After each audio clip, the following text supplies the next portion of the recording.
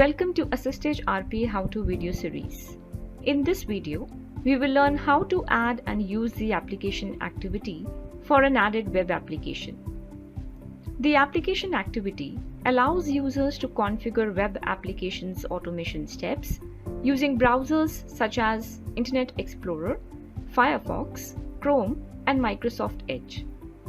Note that a compatible driver version of the browser must be present on systems where the web automation is configured and then executed to avoid potential errors.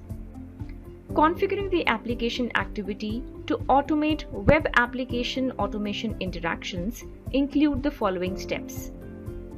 Add and configure an application of type web apps. Add an application activity to use the added web app. For the bound web application, capture the web control interactions using the multimodal dialog box.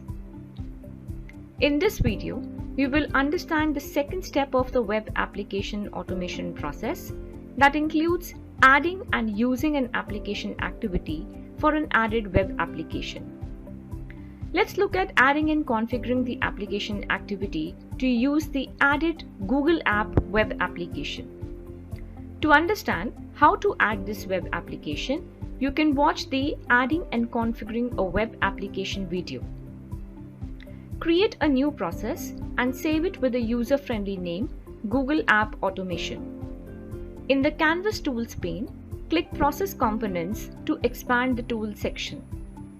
Drag the application activity and drop onto the process canvas. Ensure to connect this activity with the start node of the process. Select Application Type is equal to Web Apps, and in the Select an Application list, select the pre-configured web application, which is Google App.